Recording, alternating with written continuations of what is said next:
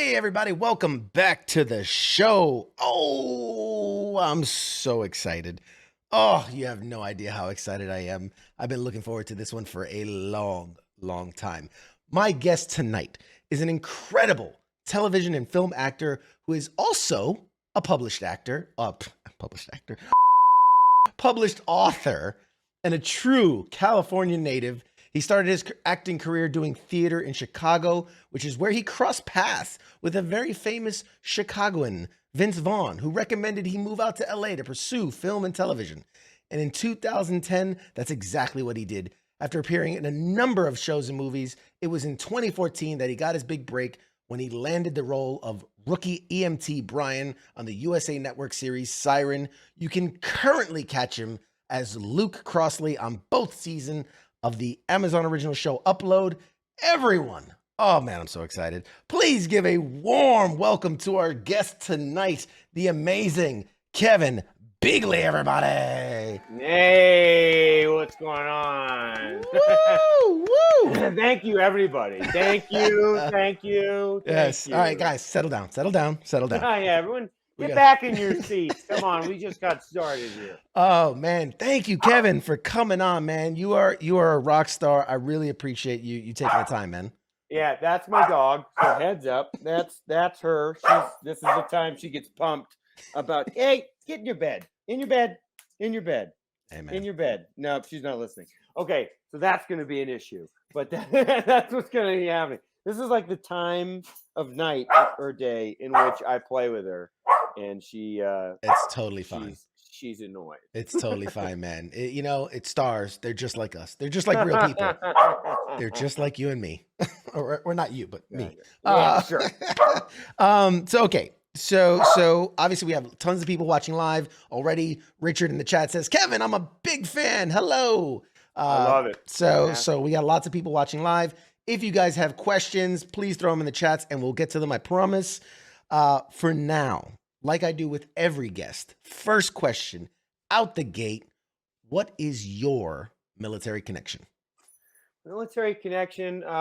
First, I had an uncle that served in the Army, and it kind of goes, I think, pretty deep as far as like some of my friends. Like growing up, a lot of my friends joined the military. I had one buddy who kind of inspired some recent work that I did with Wounded Warrior Project, who was a great dude. I won't name him, but he served artillery, and he served in Afghanistan 2 tours, and yeah, I just kind of saw his experience coming home both times, and it was a unique experience. A lot of discussions with him about that, and he had some PTSD, and it was an interesting experience. I saw his battle with that, and yeah, I was talking to him about potentially getting involved. I had done some work, charitable work for Wounded Warrior Project,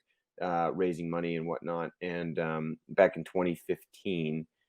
Because a lot of vets came up to me after I was doing sirens. They were coming up because I think a lot of vets end up becoming EMS workers, because it's very valiant and all that, and putting themselves in the line of fire, sometimes literally. So, yeah, it was just really interesting, just very interesting, kind of getting to know that charity, and it got more immersive as I started doing more charitable work with them this past. I don't know what they call them, publicity campaigns for Upload. So in doing that, got to raise some money, got to raise some awareness. You were nice enough to lend your time to me to do an IG live interview, which was very nice to do. And a lot of people, it was really cool to talk to a lot of different vets and just really get to know what that charity does, which is a whole bunch of things that I was very ignorant to. And I think most of the average, civilian kind of is, Yeah, that's incredible. And if I can, I was your first. So you were the first one they recommended. It's so funny because I was talking to them, and I had reached out, and they were like, "Awesome, this sounds cool," and they were really they came up with some ideas and stuff, and I had asked them, I was like, "Do you know anybody, like who do you want, who do you recommend?" And they were like, some vets can be one word answers, men and women, yes, no, this, that. they're like, we got one guy, I think. And it was like I was on a Zoom with like 6 people. And they were like, there's one. And then someone was like, are you thinking of Michael? And it was like, yes, yep, yep, yep. And yeah, you didn't let me down, man. Fair enough. It was a great, great, great, great conversation. I So love that in some back room, they're like, you know who never shuts up? We got the perfect CQ, man. That guy, he just talks and talk. But okay, I gotta man. say, for those that didn't see it, which shame on you, you should go back and see it. You were an excellent interviewer. I mean, Oh my kudos. goodness. Yeah, I'm taking your job, man. I'm after it. I'm after it. There you go. No, I was, it was all genuine. It was really cool just to kind of sit there, talk with you and talk with all these vets. I mean, they were all genuine questions, and it's, I think, mostly, oh God, it's gonna sound so like talk showy, but it was really more about listening, Michael. No, it was just like it was so informative of these stories. It's like it's hard not to just ask, forget that you're really doing an interview, and just ask sincere questions. You know, when you Yeah. talked about, rappelling from the helicopter and stuff, it was just like, oh my good. I mean, these are just like insane, insane, insane stories. So, Yeah. Yeah. yeah, I thought it was just incredible. That's awesome, man. Like I said, I do appreciate you, using your platform um to spread awareness, to get people's stories out there, to help incredible organizations. That's incredible for you. Big kudos to you for doing that. And Thanks, then man. and then to come on our little show here Oh and yeah, to do right. this little thing. I Yeah, I mean, didn't know. I was like, "What level of show are we talking about?" Because then they were like, "Well, he does podcast and video whole thing," and I was like, "Awesome." And I was like, "What does he do?" And they were like, "Oh, he interviews people from from show business." And I yeah. was like, but then they were like, "Well, like they didn't really." One of the guys said like, like people who work on sets, and I was like, "Oh, this is like he does like probably I'm gonna get about listening, probably like talking to sound people or whatever. All right." Sure, sure. And a little thing in my pocket, I was like, that might be kind of a big get then. And then shit, I look and Robbie and Mel's done it, and I was like, oh, look at. I mean, I'm little fish now. It's like I'm middle of the pack compared to someone Hey, like Robbie. I sent no, Robbie a no. text immediately. I was like, have you done that? Like that? Have you talked to the guy? Because it was my first Wounded Warrior Project interview, so I was nervous about it. So he was like, "Oh yeah, great guy, great conversation, all that stuff." So he enjoyed his time. So yeah, there's another badge. There's another badge of Oh. honor for you. All right, guys, we're gonna wrap it up. This has been great. This has been You great. can't top it. This You is can't top it. all about It's me for the first downhill 10 from here. minutes. Thank you. Thank you. No, hey, we are here to talk about you, sir, and your incredible Great. career so far, because we know you got Wow. so much left to So much. go. A Um, lot. First, because again, we're a pop culture show too, I'm Yeah. curious before we dive into all of it, where is your nerddom, right? What are you a nerd for? Oh. Wow. Where's my nerddom? I would say that my nerddom really lies in my dad used to tease me, which is a whole nother thing. But he used to call me he used to call me stats because I was obsessed with statistics for sports, specifically baseball, which Okay. there's an endless amount. So I'm fairly nerdy about baseball. I really like the statistical stuff, the analytical stuff. I'm a big Dodger fan, so and they're very analytics heavy. So there's all of these, and they're always changing year by year, which I find to be very interesting. I'm a closeted comic book nerd, but not. But that see, it's like obviously because pretentiously I've hung my guitars. I play guitar, but I feel like anytime you say like I'm good at guitar, like I've been playing for a long time, Right. and then you meet someone who's really good at guitar, like my musician friends, and you're like, oh, everything's relative. So Yeah. you know, I like I can say like, oh yeah, I'm kind of a comic book nerd, but then I meet somebody like my buddy Andrew. He's like it's just like every multiverse and aspect of like issues and things. And he's got like, I have records. That's another relative thing. I collect records. I have 300. And then you meet someone who's like, I have a room and it's 5,000. And so it's all relative. Yeah, But no, yeah, no I think that's judging. been there. No judging here. Like, you say you're a comic book nerd.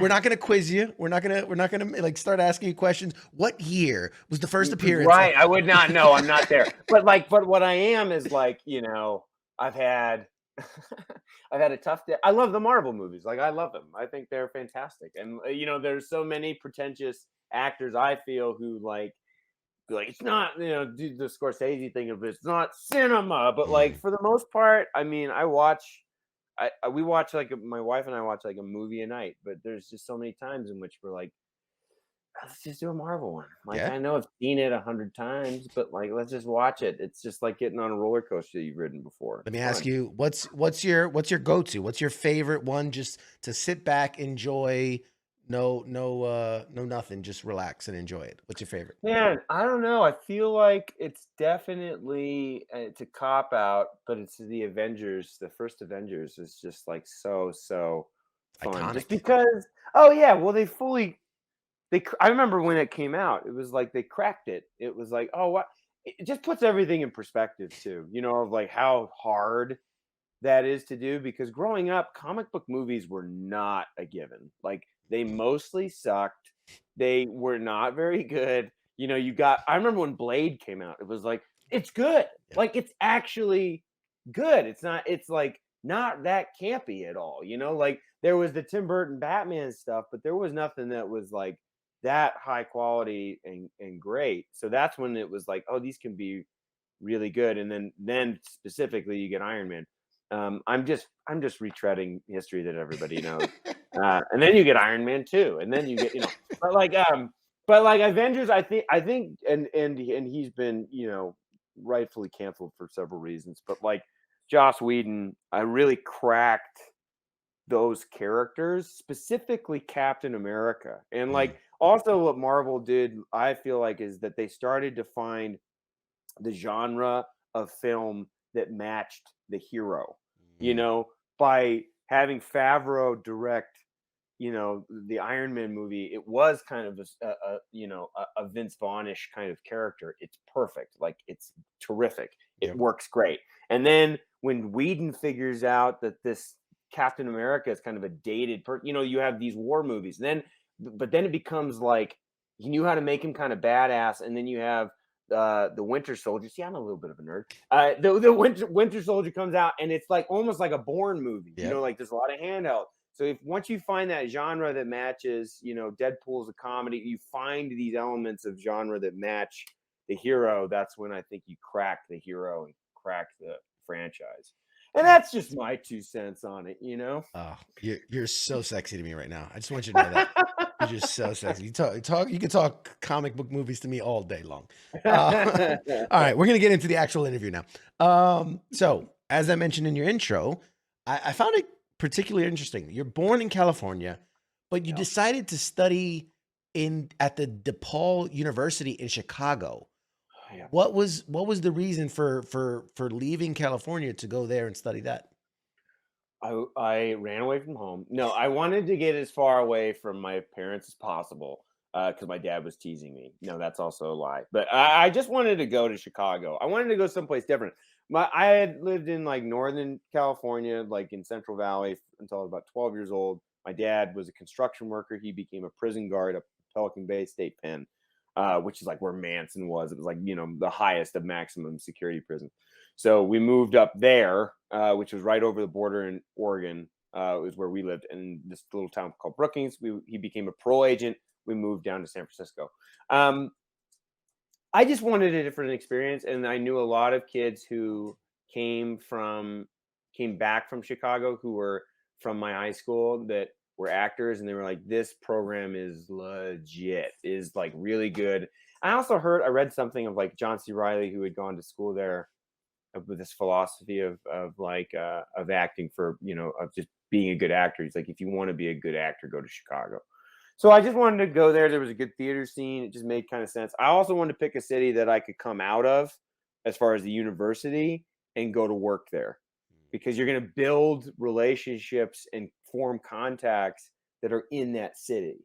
And so many people would go to the surrounding towns with really good programs, like Minnesota. They'd go to Minneapolis, they have the Guthrie, and it's a beautiful, beautiful school, great program. But the problem with that for me was that I don't really want to get out of school and then work in Minneapolis. Right. Nothing against Minneapolis, and the theater scene's great. But I also wanted to do film television. I just didn't want to pigeonhole myself in one city. So Chicago felt like perfect. Also felt like me as a person too. I was a blue collar kid. Like I said, my dad was a construction worker and a prison guard. Doesn't get too, much more blue collar than that. But and I worked a little bit of construction myself as a kid. So we went to San Francisco, and I didn't like it as a city. It was just condensed. I came from open pastures and rice fields, and here I am in the opposite, congested European-esque city. And I was surrounded by rich kids. So I was like, I don't love this. And then and it was impossible to live in that city if you weren't making money. And I went to Chicago, and upon landing, it's like, oh, regular people live in the city. Like, it's a blue collar city. It's an old fashioned city and how it's built. There was space. Like it felt authentic. It felt like a little bit like I could connect to it. It felt like I belonged there. So yeah, I really loved going to school there. Yeah, you can hear the passion you have for You really Chicago. can. Well, that's me acting. But also, yes, it's there. I am an incredible actor and humble too. Very humble. That's what I'm known for, quite honestly. Yes. So you did a ton of theater. I'm not gonna run through the list. You did a ton of theater while you were there in Chicago. Um, I'm curious when you made the move to LA and you started, pursuing the acting stuff and the TV and film. What did you take away from your time in theater and from your experience in theater in Chicago and apply to your acting craft in LA? It was really hard at first, just because I didn't I didn't understand that the film and television world, like, of how to operate it. Because in theater, if you mess up a line, like, you just got to keep going. So my first job, I'm like on set, and like I remember I did a CSI Miami guest star, and I'm like standing across from like David Caruso, who's just like got a Diet Coke, and he's not taking his shades off. And I'm like across from him. It's like, again, I'm on theater. Like, I'm from theater. So it's like I it's a different vibe. I'm being interviewed. It's one of those things where it's like you got the wrong guy, blah blah blah blah blah. So I'm like across from him, and they go to his coverage first, and it's like I can't fucking hear this guy. It's like it's whispering. He's like, well, what are you doing?" It was just like he's mumbling. He's not looking at me. It's like, what's happening? This would not fly on the stage at all. Like, I was just so confused. And then he would just mess up a line and just like disconnect from me completely, as if he ever was. And he would just be like, "What is it? What's the line? What is it?" And they'd be like, it's we know it's you." And he'd be like, "Yeah, we know it's you." He was just like, he was handing off the line as it was handed to him, like just passing it. But then he cuts together, and it's a super popular show, and the scene works, whatever. It was just like, I have no idea how to do this. However, I did know from like my background, one of the things that worked in theater, especially with Shakespeare, was approaching it from a work ethic standpoint. I knew people who could look at something, memorize it right away, bang, they're going up on stage. I knew a lot of naturally talented people. I think I had some talent, but what I definitely had was work ethic. And I was like, I just have to outwork like everybody. Not that I'm in competition with everybody, but that I just need to, that's how I'm going to stay, on par with everybody. I just need to like make sure I know my lines the best, and I need to do a bunch of script work. And so I just kept trying to find where the work was, and then kind of dive into that. And that kind of helped me with film and television, because I like showing up, especially with comedy. I like always come with alt lines, like other jokes that I've written that I can use at the end of scenes and stuff like that, and just pitches on things. And that's stuff that comes from looking at the script and working. Just comes from working. Nice. Yeah, I remember reading somewhere where they said like, oh, when you do theater, it's like you're playing to the guy in the back of the room, And then Yeah. like, in film and television, you're playing to the camera. You're playing to just, Yeah, and in a lot of ways, vocally, you're playing the mic, and the mic's just right here. Sometimes it's attached to. So that changed everything for me when I realized, because it's such a mystery, film and television, when you first start it, and you feel like you want to do it. You've seen it a million times. It's like magic to a degree, and that it's just you're like, how do I do it? And once you figure out the little tricks, and the sleight of hand, and then you're like, oh, okay. And that was one of the ones that did it to me, was just like the first thing I learned was like just play to the mic. And then also like, yeah, like there's all these little theories of of like playing to the camera, but like also just knowing where it is and how it's looking at you. It's like if you're like a kid on a playground and you're talking to your buddies and you know that there's a girl that you have a crush on is looking at you. It's kind of like the same thing of like maybe you laugh a little bit harder, or it's like giving her your good side. It's the same thing. You're just trying to, maybe you're not trying to look cute this whole time, but at least you're just trying to play. You're playing to it. So yeah, yeah, you're um, flirting with the camera. That's what I'm you're hearing. flirting with the camera. That's the name of my book. That's the name of my acting book. That's Flirting with the camera. awesome. I've Kevin never heard Bigley. it described that way, but it is Yeah. it makes sense. I get it. I totally They get it. know, they are like, the good people really know, or they don't care how they look on camera. Like there's the famous, I don't know, it's either, you mix them up so many times, Pacino and De Niro, but like there's a famous Pacino slash De Niro story in which after a take or whatever, they're like, "Oh, it's amazing. We're gonna watch it. We'll queue up playback. We'll watch it." Al or slash Bob, do you want to watch the playback?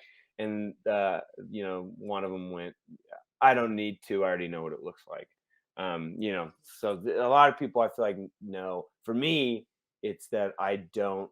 It's not that I don't care, because that sounds too cool. It's more that if I see it, I will immediately, upon seeing it, think there has never been someone so unfunny.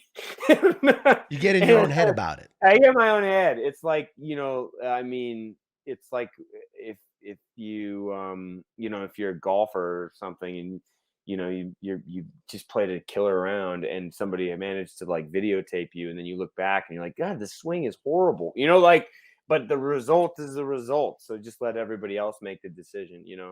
I mean, for the show, that like for Upload, Greg Daniels is like an idol comedically of mine, and it's like and personally, but no, he's like just one of these guys that I look up to. And it's like, if someone says something shitty on Twitter, or if a review calls me out and they don't like me, I can't control any of that, and also, maybe, I don't need to put stock in it, and because I have one of these, your audience, as far as know who you actually want to draw your opinions from, in business and in life anyway.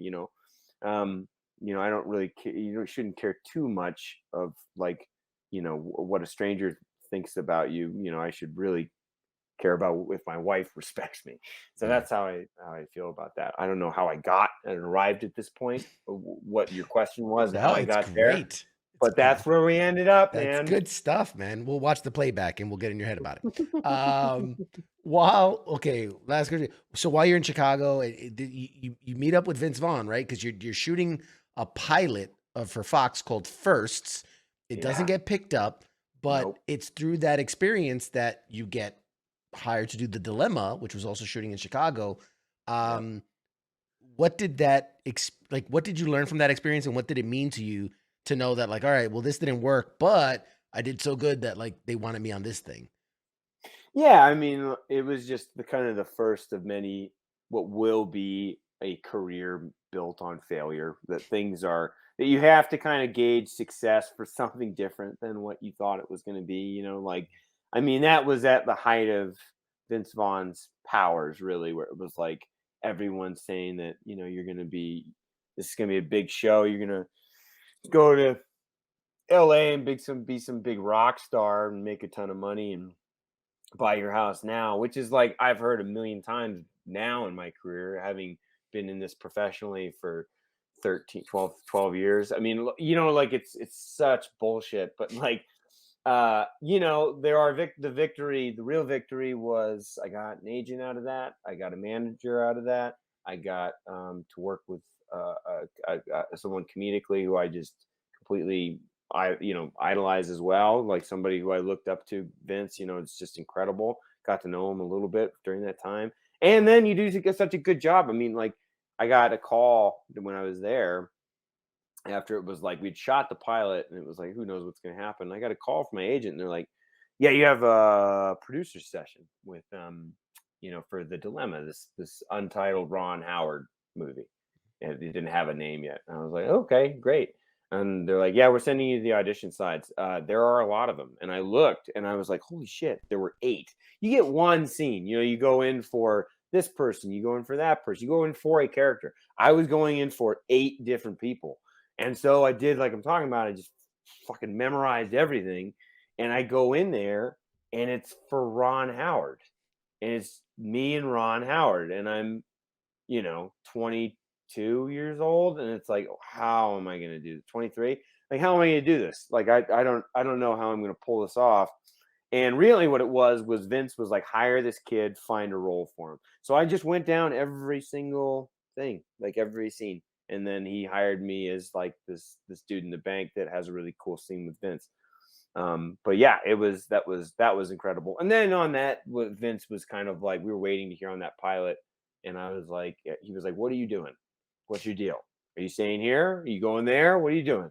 And I was like, "I don't know. We're thinking, me and my girlfriend, my wife, we're thinking about moving out there." And he was like, "You have to do it. You should do it." He's like, "You'll do well out there." I was like, "Really?" And he was like, "I'll give you 2 pieces of advice. Um, give it 2 years, just to kind of, it's going to take 2 years for you to figure that out, just to figure out your footing there. And second piece of advice is you're going to hate it. You're going to hate LA. It's nothing like Chicago. Don't compare it. It's not a city, it's a sprawl. It's a series of weird suburbs. So don't expect anything like Chicago. People aren't the same. It's not the same thing. You're going to hate it, but just pull through." And literally, we went out, and then 2 years later, I booked a pilot for Greg Daniels that never saw the light of day. But That's okay. yeah, he was right, and he was also right.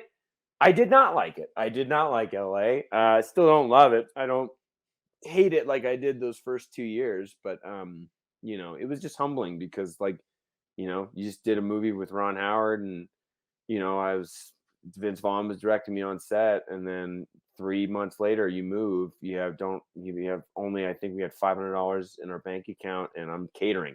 Like it was just, you had to eat a big old slice of humble pie, and start. You have to start from the bottom. It's like being in Chicago. I feel like it was kind of like being in line for a concert, that the lines around the block, and you're like, oh, I think at the corner right there, I think that's the door, and that's moving to LA. And then you move to LA and the line turns the corner and you go, oh, holy shit, we're not even anywhere close. Like we are so far away. So yeah, it was Yeah. definitely, eye opening. That's awesome. That's it. And I mean, for you to get, an attaboy, a pat on the back by Vince Vaughn Oh, and be like, "Yeah, oh, you should do it." Like, it's one thing when it's like, "Mom, I love you and I support you. You could be a great actor." Versus like, "Okay, this is a guy that's doing it. This is a guy that knows what he's talking about." And for him to mhm, be like, "Yeah, you should do this." Like, that's got to give you yeah. some sort of like boost of, "Oh wow, maybe I really can do it." Oh, hell yeah. Like, it definitely got me going, and definitely there were some really tough days, and still are, like, where you're gonna have a tough day, like, anybody has a tough day and things aren't working out, and you're just like, I do I call it?" Like, or is this it, or is it all, downhill or whatever? But like, you do have to try so hard to rest on those, just like I'm talking about, like the opinions that you actually put stock in, where you put your value, to get you through that. You have to have it for yourself, just in general, just any kind of self-worth. You don't need famous people like Vince Vaughn to tell you, that's the only reason. If you don't have that, then you might as well quit. But having some people who have hired me and worked with me and believed in me and told me that I can do it.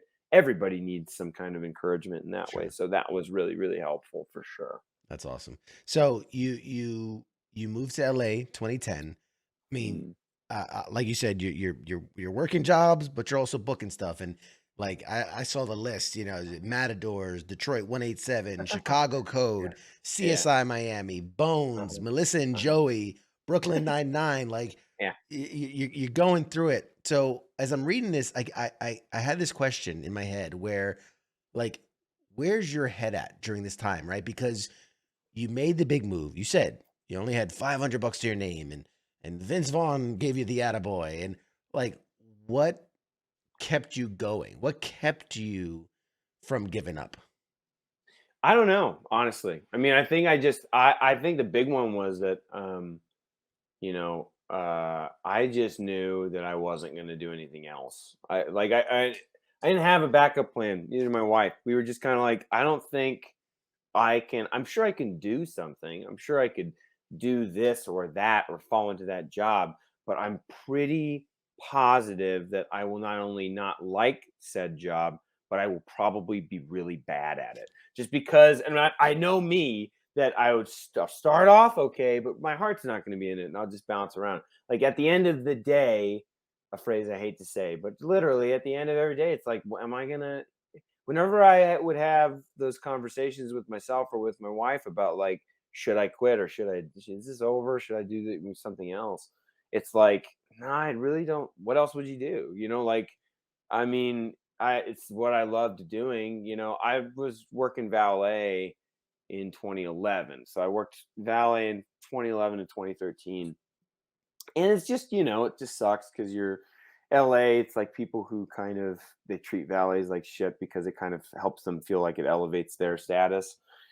And you're getting terrible tips. Maybe you have a bad audition or your pilot doesn't get picked up, and then you just have to go park somebody's car. And it's you're working an event with like I would that was like some kind of little award show or something. And you're like, I feel 100 miles away from the person's car that I'm parking. I'd done this movie Game Change for HBO that it was the Sarah Palin movie. Julianne Moore played Sarah Palin, and I played her son. And I was just like having existential crisis. Should I quit? All this stuff, all this self doubt. And she won an award. And a bunch of people texted me and they're like, "Did you see this shit?" And they sent me a clip. And Julianne Moore had like gotten on stage. If I ever see her again, I'm gonna thank her for this. But like I was like huddled in someone else's car, which I'd parked, and we were slammed. And like I finally got to watch this video in someone else's Beamer, and it was like Julianne Moore won a SAG award. She got up on stage and she said, "I'm nothing without all these people attached." And she just read all of her co-stars, and I was on that list. So it was like, here I am in this parking lot in this fancy car that doesn't belong to me. Julianne Moore is across town at the SAG Awards, winning an award for a movie that I was in, and she said my name on stage. So although I'm not in that room, my name was said there. And it just, I don't know what that means specifically, but at least it just meant that I'm tangentially involved in this thing and that something's happening. Something is happening and something can happen. You're just fucking playing the slots every damn day, and you just have to keep, you're down, you're up, you're down, you're up, you're down, you're up, and you just have to kind of keep doing it until it hits, and it will, but then that'll go away, and then you'll be right back where you are, and then you have to the highs are high, lows are lows, that whole thing, but you're never too low to rise again, not only as an actor in this industry, but as just a human being. So you just kind of have to have some mental fortitude and know that if good things can happen out of nowhere, so can bad things. And you it, like upload will get canceled someday. That will happen. That's the way things work. Unless you're The Simpsons and Saturday Night Live, your show's going to get canceled at some point. So like you're going to be looking for work. You will be unemployed. So just enjoy it when you have it. Yeah, and be smart. Be smart about And it, be right? smart. Don't be stupid, run through your money or anything like that. Yeah. Just and don't get entitled. don't think that I just knew. I've just been around some actors too on shows where they just think that they're treating it, they're already looking forward, they're looking at the next step. They're thinking about this as a launching pad, you know? And you don't understand that that's just such a juvenile, immature way of thinking where you're like, no, this is it. This is what it could, you could get something else, something good could come from that. You have very little say on any of that. This is this is the peak, you know. This whole thing, much of life too, just is, Sisyphean, right? Yeah. Is it Sisyphean or Sisyphean? But Sisyphean, I think. But like, it just, you're pushing that fucking boulder up there and it sucks. Your show gets canceled, it rolls on top of you, and you start back on the bottom. So just enjoy it the pushing isn't so hard, and you're up top. Yeah. Yeah. No, we in the military, we we always said, today, right now is all that's ever guaranteed. Right. That's it. There could be a bullet with your name on it right around that corner. And it's something I still live by today. But it's like you like you said, you don't know. You don't know. I mean, who could have predicted COVID shutting down everything Right. for forever? Right. So all that, I mean, It's just temperance. It's yeah, temperance, and which brings in. Let's get deep here. It brings in mindfulness. That's all it is. It's just being aware that, hopefully you're not fixating on death, but like the idea of like a healthy relationship with the idea that things will not be around forever, because you're not going to be around forever. And there's something good about that, because that means that not only are good times temporary, but that means that bad times are temporary. Every living person, every famous person that you've ever idolized, you know, dies. And, like, what happens to these people who have achieved these great things? What they go away. So do their worries and concerns, because you will die. So it's like, really, those the you know I mean, just because he's on the top of my head, I guess, John Lennon, it's like, oh, this great person, and I'm sure he was like, had a bad day one time and was super stressed about this or that, or completing this album or the new thing. But it's then sadly he passes away, and it's there the he is gone, and so are his worries. So it's like, everything's temporary, man. That's just my 2 cents. I love it. I love it, man. It's such a good thing. All right. So in 2014, you get kind of the big one. You get the lead role in Sirens, right? Yeah. I'm tell me, what's that moment like when you get the call, you got the thing, you're going to be on the show, and I mean, it's a big moment. So what was Yeah, that like? when I got that pilot, I had done one for NBC that was like the dream one, which was with Greg, and didn't go. Tony Shalhoub was in it, Allison Janney. That was a big lesson of like, oh, nothing is guaranteed. So moving forward from that, pretty quickly, I ended up getting a pilot for Sirens, and that was a really fun thing. And I felt really free to go and kind of be this weird, funny character, and I got along great with Dennis Leary and Bob Fisher, who Bob Fisher actually wrote Wedding Crashers, so there's your Vince Vaughn connection. But like, they were just so helpful and like helping me find that character and doing that. So when it came down to it getting picked up, I was working valet. The funny thing was that it's just the way life works, I think, is that I was so stressed out because of what that show would mean, which would mean that I could quit my day job, that when I did find out, because they're leading up to that, it's like, maybe not. Oh, Mhm. maybe not. You're hearing all these little things. And then we started to get tricklings of information of like, I think it's going to go. And we got a phone call that it was happening. And I was amazed. I was like, oh my God, my wife and I are going to pop champagne, and this is going to be fantastic. And we did. And I just had this subtle headache that was just building and building and building. And the next day, I was in incredible pain, and I realized I had shingles. So it was like, I went to the doctor. I had just incredible. I mean, this is what 60-year-olds get, and 70-year-olds like get shingles. People in living facilities like that, like the elderly get shingles. So I went to the doctor, and they're like, "Yeah, you have shingles. I don't know what could have happened here." And I was like, "Yeah, what?" And they're like, "It's very freak that this happened." They're like, "Unless you were the only thing I could think of is if you were under an incredible amount of stress and had quick relief from it." And I was like, well, yeah, well, then there it is. That's exactly what happened. So I had shingles. That was a big one. And then, secondly, I went to my valet job and I was like, hey guys, I my pilot got picked up. I'm gonna quit. And they were like, now, today? And I was like, oh, no, actually, because it doesn't start shooting for like 4 months. And they're like, so you're working here? I was like, right, but then I'm going to quit. And they're like, and what are you going to go do? And I was like, well, shoot a show. My pilot got picked up. And they're like, I thought it didn't get picked up. And they were talking about the Greg Daniels one. So they were like very skeptical. And I was like, no, no, no, no, no. I'm serious. It got picked up. I swear to God. So it was just uneventful. Like when it happened, the moment was like very realistic. I got shingles. I couldn't quit my job. I kept parking cars for like 4 months. And then finally, I like turned in my uniform and I left, and I'm over in Chicago shooting them on set, and I get like a bunch of missed calls from my former valet boss, and I listen to these messages and he's just like, where are you? You're scheduled. We're slammed. Like they really did not get what was happening. And then I had finally gotten like a job. Like they just didn't understand, in their minds. And I think specifically my manager, no one makes it out. So that was the big, that was the big moment for me, I think. Yeah, I'm sure they were thinking that. They're like, yeah, yeah, yeah, you got the show. Sure, sure, sure. Sure you did. Yeah, We'll see you okay, Monday. you're an actor. Yeah, it was just like, yeah, right, buddy. Just go park that BMW. Um, so it's funny, we've talked a lot about the parking stuff because I know that on top of everything else you've done, you've also created a show.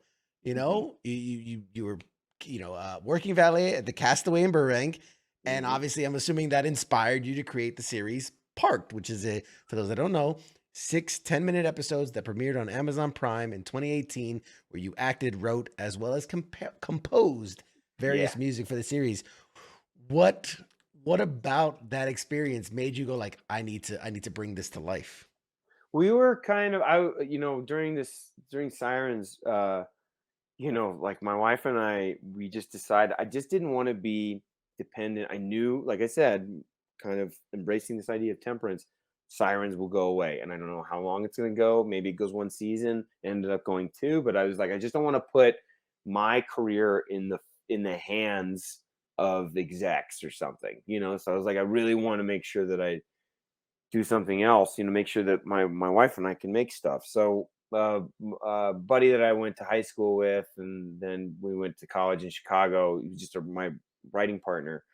We started writing sketches, and we got some on Funny or Die that did really well. And then they called us in, and then they were like, anything you want to do, it's going on the homepage. And we ended up racking up over like 500K in views on sketches, which is tough. It's not bulldog puppies, like that's going to get multi-millions. So sketch is a little bit harder, but we ended up getting a lot of views, and they were really cool. But it was a really good breeding ground for formulation of jokes, and figuring out how to write three-act structure in like miniature, small film and short film and sketch. So then we grew that, which felt like a natural progression to Park. And I was just trying to figure out how to mine certain things and aspects. And I really wanted to write some music for it, and just kind of explore, really kind of take a bigger swing. So, it was just like born from anxiety and love, and trying to articulate the main characters, this guy who's turning 30, and he's an assistant manager and is about to get an opportunity to progress and to leap to manager, and he just doesn't know whether or not he wants to be that, if he takes that job. Because I got offered that job several times as as a valet. Just because I showed up on time and I was somewhat competent. So they're like, well, what if, like, you want this job? And it was like, just like I said, like, what else, do I take that, or do I keep acting? So yeah, it was just like, do I want this job to define me, and somebody who, has just kind of let life happen to them, blah blah blah. But it was just a really great experience, just to film that with my friends and with my wife, and it really helped kind of reinvigorate our passion to just do stuff and do stuff together. And we recently did a short film that's been going to some festivals and stuff, and It's looking good, knock on wood, for a feature, for us to do, for her to direct. And it's just like you find out what you're capable of through the trial by fire, and that was just a unique experience, but the first of the major experiences of us producing our own stuff. Oh, that's so awesome. And on top of everything else, because it's like you haven't done enough. You haven't done enough. I mean, you've also done like the voice acting stuff. You um, shows like BoJack Horseman, American Dad. You're in the Angry Birds movie. I mean, was it a situation of where it's like, well, I'll just take whatever job comes my way, or was it something like, oh, I want to explore this as an option? I got some opportunities to go in for a casting director for the Charmin bears. That was when they were trying to figure that out. So I was going in there just to be like, I don't know, talk about toilet paper and being a bear. And it was just like wasn't really working. But the casting director liked me, Linda Lamontagne, she's a fantastic, and she was just like, hey, I have something else and we're figuring it out, but Will Arnett's attached. And so I just read a bunch of voices. Specifically, I did a Quentin Tarantino impression, and she realized that I could kind of do all these different little impressions that were not great impressions, but they were energy wise that were something there, Mm. you know. So that worked for them, and so they cast me. So I just started going in. I went in to do Quentin Tarant. It was Quentin Tarantulino. It looks like a tarantula, and yeah, I was like driving out of that, and then I got a call on my way back home, and they were like, they want you to go back in and do 6 more voices. And I was like, oh, amazing. Like, it was just really cool. I was just basically on call anytime they were doing a season. I knew I would be their guy. And then they've kept me in mind. There's this show Undone. It premieres on the 29th this month, but it's a rotoscope show.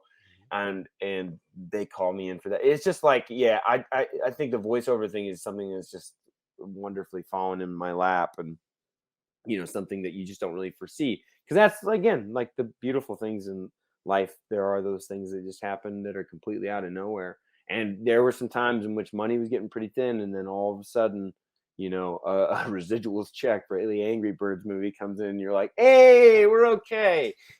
Like, so yeah, I'm very thankful for those opportunities for Yeah, sure. that's very cool. And actually, man, you're right on script here with me because my next question was like, all right, I do want to skip ahead a bit because there's other stuff and we can't cover it all. But before we get into upload, I Hmm. do want to talk about Undone because what a trippy, Yeah. awesome show.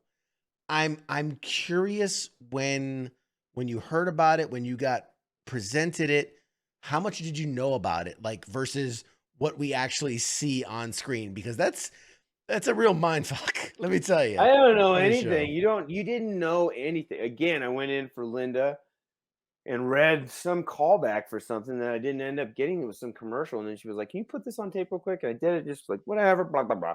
But it was like the BoJack people, and then they were like, "Oh yeah, yeah, yeah, Kevin." They brought me back in, and we did the table read, and it was like, "Holy!" I got cast in it, and I was like, "I don't know what this is going to be." And then I showed up to shoot, and they're shooting with cameras that are like our sketch camera. It was just like a DSLR thing, and you're like, "What?" And then we were in like this small office that's all green screen around, and then there's just X's on the floor, and then you have these people telling you like, well, you can't walk here, here, here, here, pretend this is a table, and blah blah. Like you're just sitting in like a like a desk chair that you did when you were in like fourth grade, and you're like, you're in a car right now. It's like ultimate imagination. And then they showed us the trailer one day out of all the stuff that they had done, and we were like, what? Like, what is this? That's me? Like, oh my god! Like the way that they do that is incredible. I'm in 3 episodes this year, which I really love doing, and they have been so kind to like keep me along for the ride. I would think I was gonna have a little bit bigger of a part, but unfortunately, there's some stuff, we shot in the summer of 2020 during COVID. So like there's no vaccine, and also the numbers were right. So it was like, we had to shoot separate. Everybody was like only one person, it was really tough, right? Because everyone's scared. But like I was just grateful to still be included in the season, and it's really cool. It's gonna go to some really interesting places. I'm excited to see it. I mean, Me too. and it's been such a long time since season Yeah. one. it made me think like, is it difficult to pick up a character again that was literally years ago for you to put down? Like, is that a challenge, or did it just come right back? I think it comes right back just because the writers are working on it. So it's like they know the character so well. So you're like, what was I doing? And then you read it, and if, the writing's so good that you're like, oh, you're clicked right back in. You might have to watch a little something and be like, well, that's okay. I was doing something like that, and then you just click. It just clicks right in. For read my character, it was very very simple. For upload, it's very simple because it's just like the writing's so good. They know you so well. They know what to do. I wonder if I could jump back into Sirens without worrying about it. I think I could. But part of that would maybe feel, since it's been so long, a little inauthentic because your taste and how you do things changes a little bit. So maybe what I thought what was funny at 25, 26 when I was doing that, 27 isn't going to be the case now when, my mid 30s. Yeah. Yeah. No, that totally makes sense. Okay, so let's get to the juicy upload. What a great show. I mean, I'm a big tech guy. I love all the tech toys and things, and the idea of that the future could be this and this and that. And obviously there's major, problems with the reality Yeah. that world's built upon, which is, I mean, probably what would really happen. But anyway, Mhm. point is, great show. I'm curious because the the character you play, Luke, is he's he's interesting, man. Like, how would you describe Luke from Luke's perspective? I'm curious. I think Luke's kind of a human Labrador to a degree. There's just kind of the buddy that's just going along with everything that you're doing, specifically everything that Nathan is doing. I also think that he is the opposite of almost everybody on the show, in that everyone seems to be very concerned with the technology, A, and then B, kind of concerned with what this new virtual world means for them, and what happens, like, existentially, what's their purpose. Ingrid is trying to navigate this relationship with her dead boyfriend, and Nathan's like, if I don't have a job, and I can't remember who I am really, like, am I still me? And then has this love affair that's like separated by the real and digital world. Luke doesn't give a shit about any of that. I just like Luke is the opposite. Luke's just like, I'm here for I'm having sex digitally. Like, we're doing that. I'm getting drunk. We're running around. I'm doing other nefarious shit. Like, all he is just looking for the fun, looking for the game. Yeah. Which is also my relationship. Going back to your first question, relationship with vets too, and with the military, is that I play a vet, who lost his legs in a future foreign war that hopefully never happens. But and then killed himself to get there. So he obviously has some darkness. That he was obviously in a very low point to do something like that. However, it feels like he's constantly entertaining himself and finding the game in life, in everyday life, and every passing day, as a way to avoid sinking into that darkness. So there's Yeah. something to admire about him, but also, there's plenty to critique and chastise as well. Wow, it's almost like you know this character so well. I know. It's almost like I play him. Yeah. And you took the words right out of my mouth because knowing that he's a veteran, I have a very interesting relationship with this character Okay. because part of it is like we get these teases like, oh yeah, he was a veteran. He served. He did this happened, this happened. And and then you find out like because at first I didn't, I always assumed he'd be like this low level grunt kind of guy. But then you find, oh, he was a lieutenant. And then you're like, oh wow, like, typically very serious, very, driven, goal oriented. And it seems so very different than the character represented. So I'm of two minds of this. I'm gonna ask you this. I'm of two minds. Because A, I love the fact that they don't make a big deal that he's a veteran, right? That's not the point. He's a human being. He's a person. He has a like so many of these shows you watch. It's like, oh, veteran, like that's his whole identity. And like Right. that's not Luke. Like he has this Yeah. whole personality outside of being a veteran. But then on the other flip of the coin is like I want to know more. I want to know more about like his service. I want to know more about how did, and we got a glimpse of it with his buddy when he came in the one episode and like oh no, this isn't who he was. And like there seems to be so much more under the surface. Do you guys have that fleshed out? Is that something we're gonna dive into maybe? I mean, I want to see so much Yeah. more of it. There's a lot that I've heard about it, about like different interpretations of what could happen, what's going to happen, and ways that they want to explore it. There was a pitch last year about Luke's memories, like where you really kind of see like through POV the things that he experienced, which would kind of help Alicia see him in a different way. That's still possibly on the table. I don't know.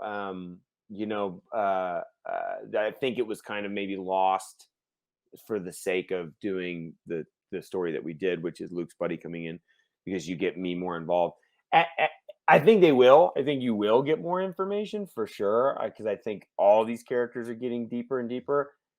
The only thing is, I think that's difficult with Luke, and it's something that I'm aware of, and it's something that I think is actually a strength of the show, is that sometimes you get on shows where where it's not that like the cast members don't get along, but like everybody wants to do what they're doing and another thing. They'll be like, I'm a comedic character or I'm a serious character, but I want to be funny now. And you're like, okay, but your character isn't really the comedic character, or this isn't a comedic moment. And Greg has a lot of theories and philosophies in regards to separating comedy and drama and how that kind of adds and to like the show and works. With Luke, it's like, it's a band, so you have to play your instrument, and the bass player shouldn't get a solo. You just kind of have to keep the rhythm. So for Luke, I think sometimes, and this is something I pride myself on, um, you know, you have to just go in there. There's times in which I've been like, oh, this is a serious scene. So okay, we're going a little bit deeper with Luke, and he's having a heartfelt conversation with Nathan right now. And then Greg will be coming in. You'll come in and be like, "What are you doing? Like it's comedic." And you go, "Oh fuck!" Like so, because you're like, "Oh yeah, I'm funny. I'm supposed to be funny." Like Luke is supposed to be. It's a comedy, and you're a comedic character. And there are characters on this show who are not necessarily comedic. Nathan really isn't that comedic, but he's a straight man. Robbie's fantastic about that. Yet he does have a sense of humor, and he not only is very supportive as a person, but like and as an actor, but like he has his own comedy that is infused in there, right? So, but he's not trying to be funny all the time. He sets you up in the best way, you know. You have Nora. Andy Allo doesn't really. It's not Nora's not really a comedic character. But it needs to be a comedy because it's being referred to as a comedy, and we're shooting it as a half hour. So if it's all just serious, it's just not gonna. You have to be. I have to be funny at the end of the day. But it is up to me also to find some heartfelt moments that can anchor this person. I get a couple of them with Zaynab and some stuff with Robbie this season, but helping her through a moment in episode 6. But yeah, I think as far as Luke's backstory, I think that would really help. But it's really tough, I think, if you do too much of it, you're one of your big helium balloons that keeps the comedy afloat is now becoming something different. So then you're going to have to find comedy somewhere else in this episode, or else you could just have a very serious episode. Especially when we're only doing 8 or 10 or whatever, so Right. it might have might be a bigger deal. Okay, that makes sense. That makes sense. Now, where would you like, and without, because obviously we're waiting to hear what's going to happen for the next season, but where would you like to see the character grow? Where would you like to see Luke kind of evolve or get involved with in the next season? Yeah, I've been really enjoying how Luke is involved with helping Nathan with various things, as well as just like personally checking him.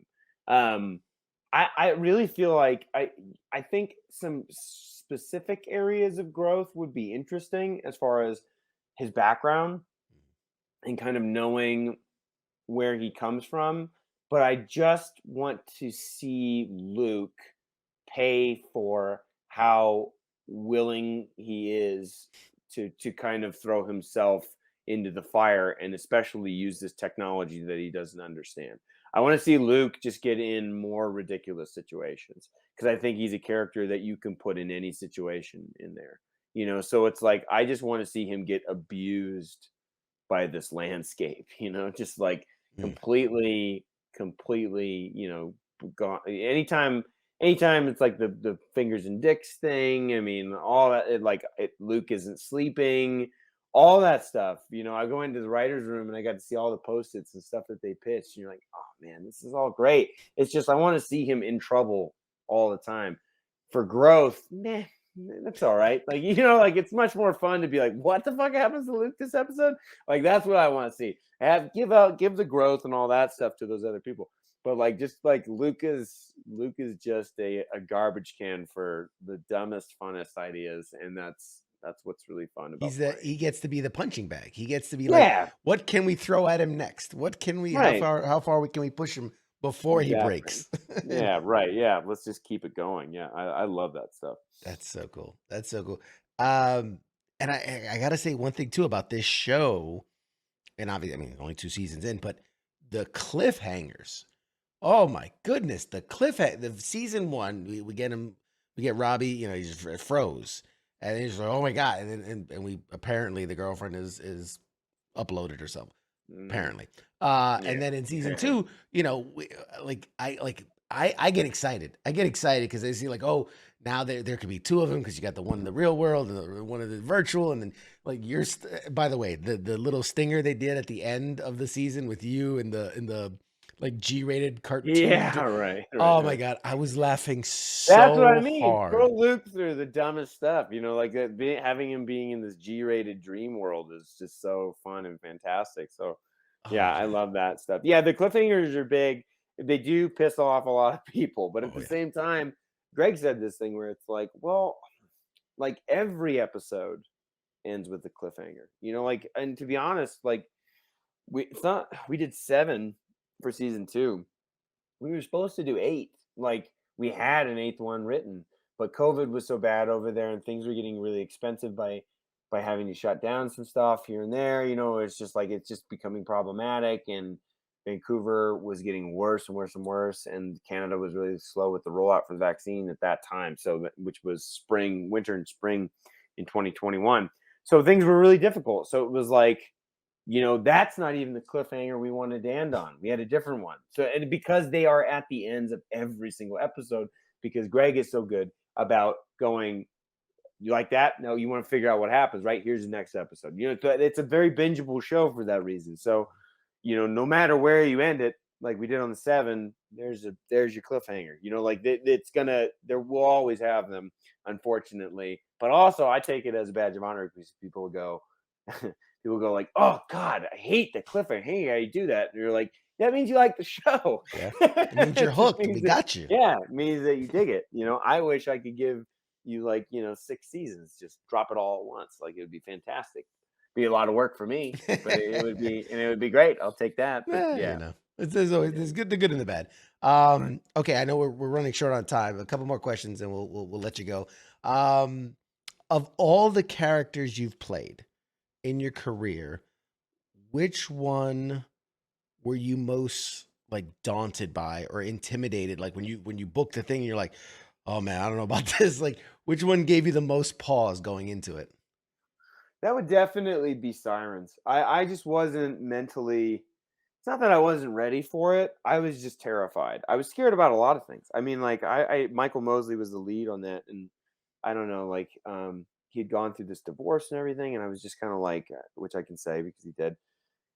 And I don't know. I just saw like a lot of people through Valet just be pieces of shit, being in the industry, and I just kind of had this weird feeling of like and fear of becoming one of them overnight just because you're going into a new show and you don't know what's going to happen. What if it's a huge success?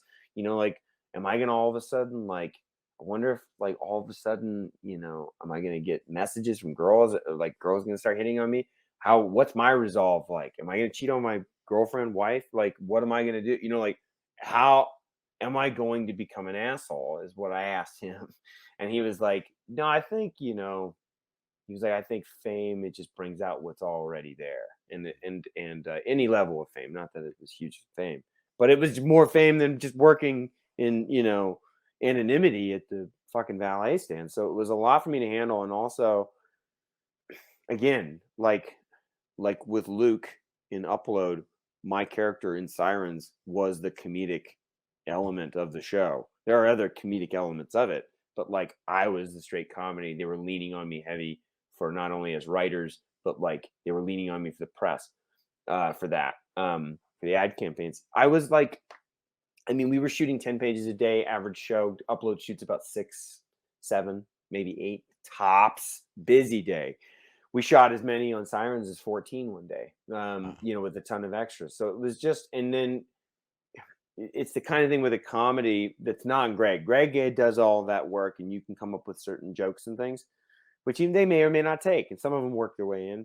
But with Sirens, I was getting off of a take, and you wouldn't go back to your chair, sit down, and look at your phone. Like you would go over to the writers and you'd start talking about jokes, and you'd start pitching jokes, and I had jokes, and then also they were writing other episodes, and Bob was like a mentor to me, and Bob would be like, "Come on, like let's go, like come, why don't you come over here in the writers' room, and we'll just like start punching out stuff and figuring out jokes and punch up lines."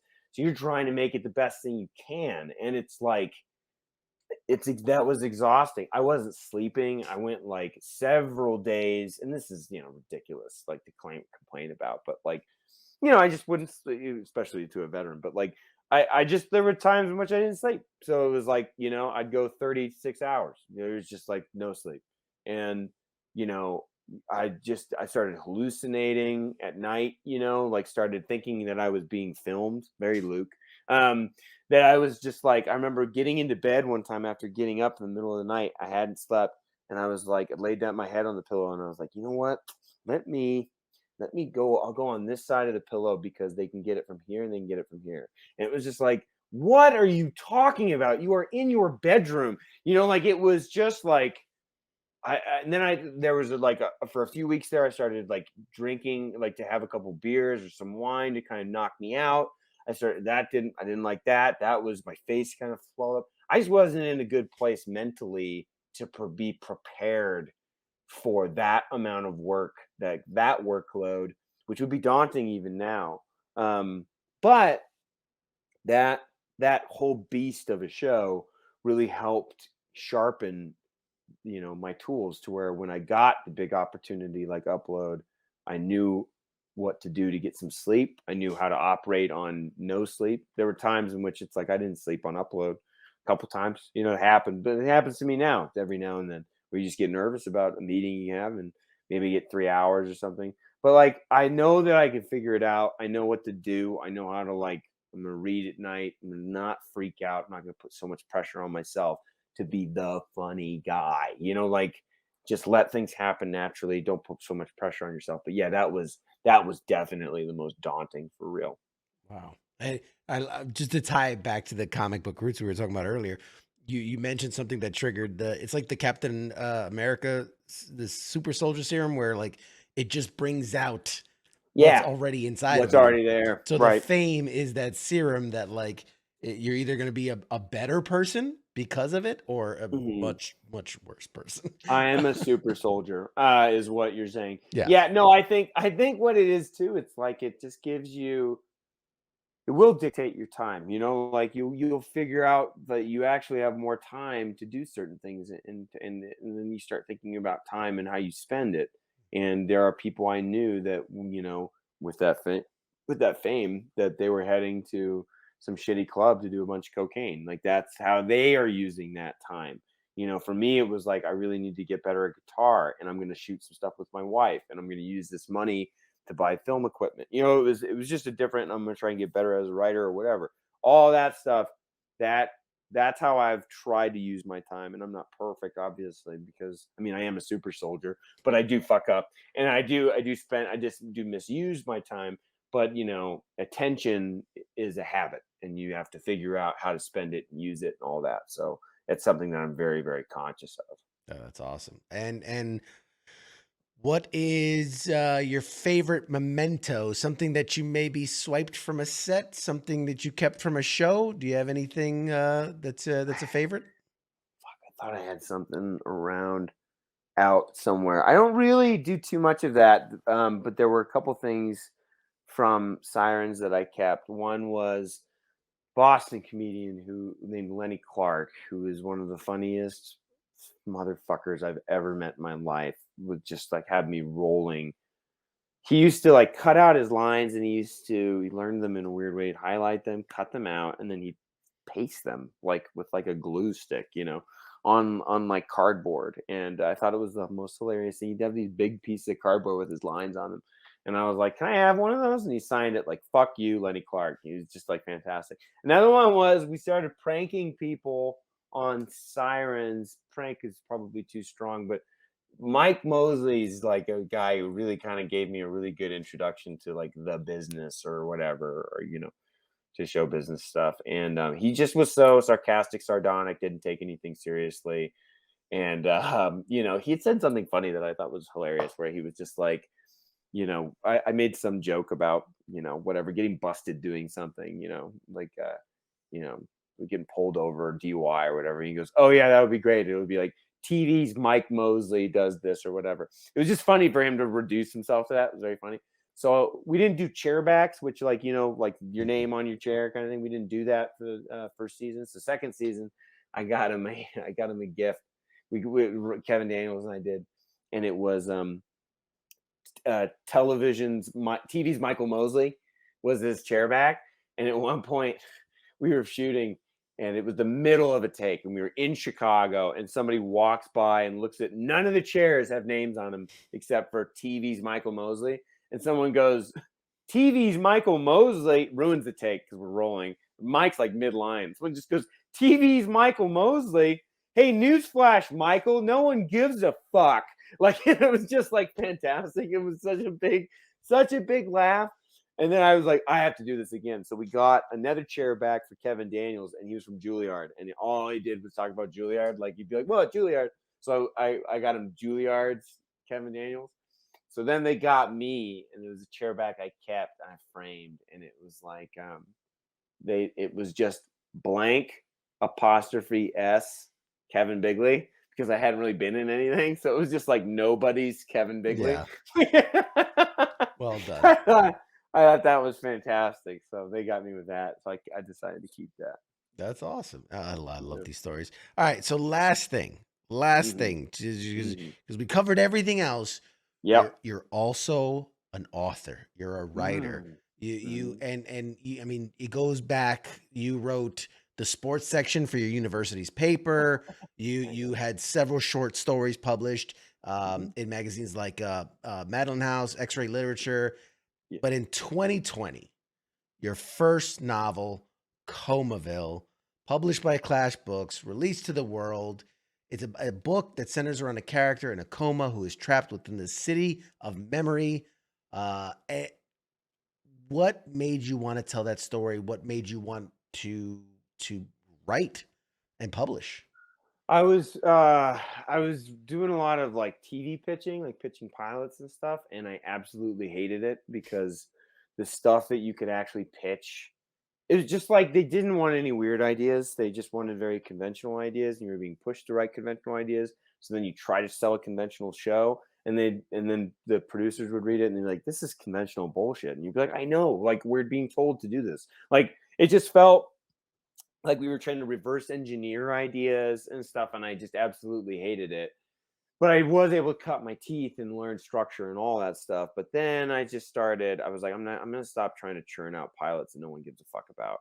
So I started writing prose, and especially because I was like, why am I not allowed to try to write the kind of stuff that I'm reading? And I'm reading, I always, I'm reading fiction and stuff that really inspires me. And it's like it's always usually pretty weird, like Murakami or whatever. And it's like why can't I do stuff? Why am I not?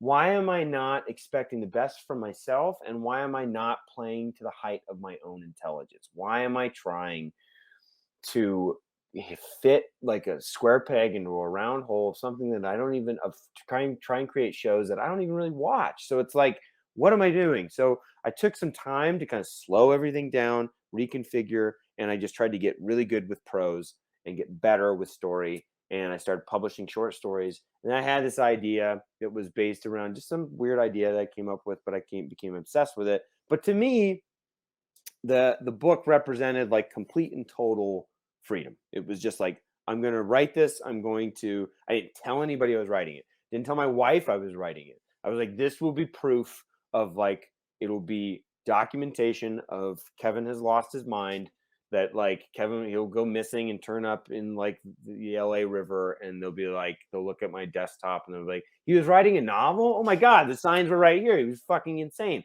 Like, it was a clear indication that I was just kind of going through something, but I was just like putting my heart and soul into it, and I really worked my ass off on it. And then I was like, it just like anything. I feel like, again, you don't like. I didn't feel like. I mean, I always felt like as a kid that there were just smart kids, and they were or artistic kids, and you're just born a certain way, and it's total and complete bullshit, because all you have to do to write a book, anybody can write a book, all you have to do is spend time. And again, it's just time. It's just time spent. Attention. Where do you put your attention? And what do you can do anything, kind of thing that we get spoon fed as kids, but it's so completely and totally accurate. So I just spent time every day, 2 hours a day, just writing and shaping. And writing is not, no one writes a fucking book one pass through and gets it published. You write it, it's awful. You rewrite it, it's bad. You rewrite it, it's less bad. Like you just keep doing it. And I was like, I know that I'm at least a good enough writer that if I keep going over it, it'll be okay. And then I didn't go through my agents. I didn't want them to. They were very sweet people, but I just didn't want any negativity of like, oh well, let's us take control and we're gonna do. I just knew I was reading a bunch of books from indie publishers. I did a bunch of research. I reached out to these people. They read it. They loved it, and they were like, "We're excited about this. We want to do it." And then my agents were like, "Now we want to get involved." And I was like, "No, like this is my indie album. Like this is." Mm. These people are excited about it, and in life, in certain situations, you just have to follow who's excited about you, excited about what you're doing. Like you have to follow that. And that, I had a gut feeling, and I'm glad that I went with it, because they did it. And it came out March of 2020, right when everything shut down.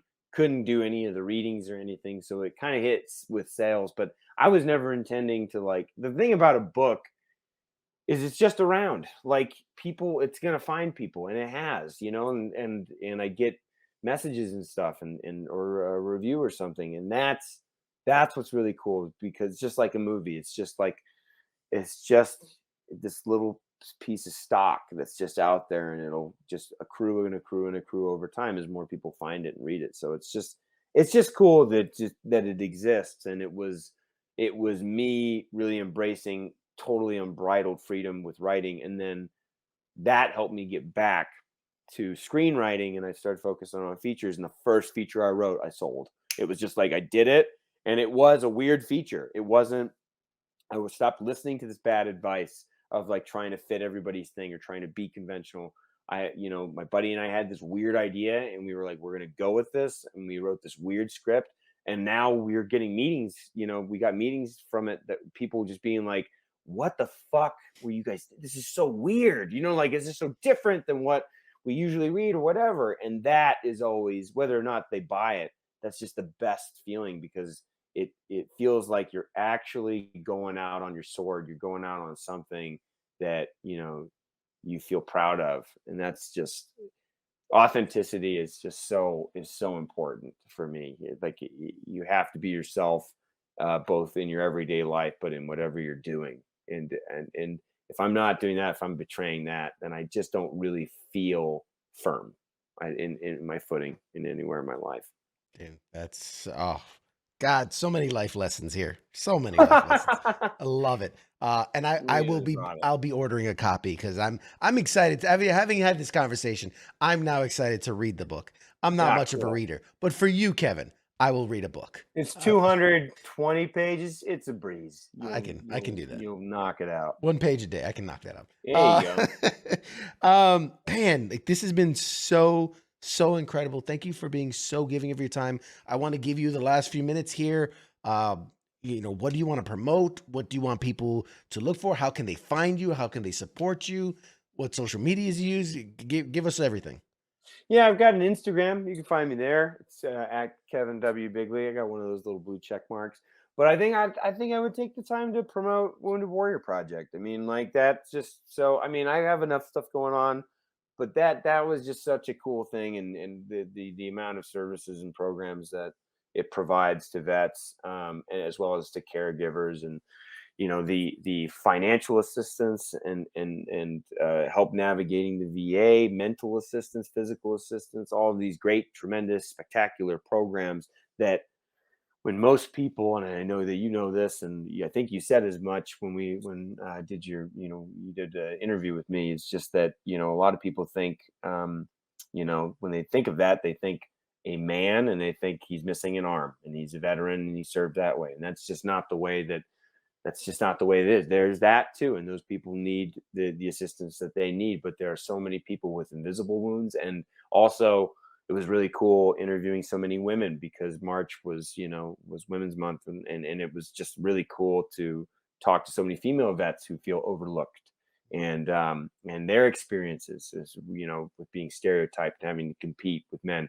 I noticed so many people who signed up right after 9/11, and so many of them were 17 years old and they had never been on a job interview because they had gone from high school where their parents or their brothers, or the guardian is signing a document, to go into the military. That really stuck with me, that you're in there and then you come back. How can you even adjust when you haven't even began a normal civilian life?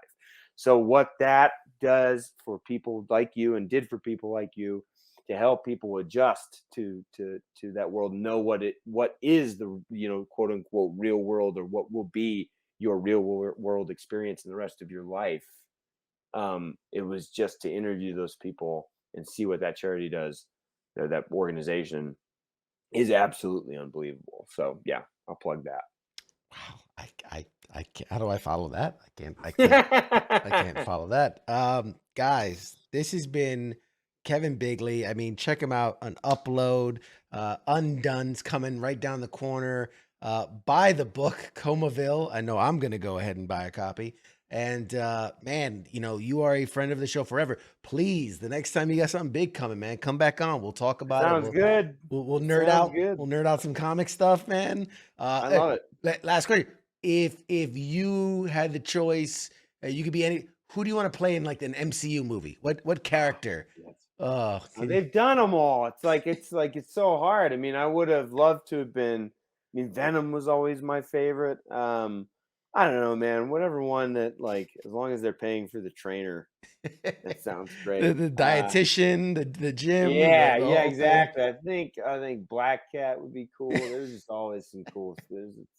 Yeah, whatever. Throw me in. Throw me anywhere. Awesome. All right, guys, we're gonna toss to a break. This has been the amazing Kevin Bigley. Check him out, and we'll be back with more right after this. Shots.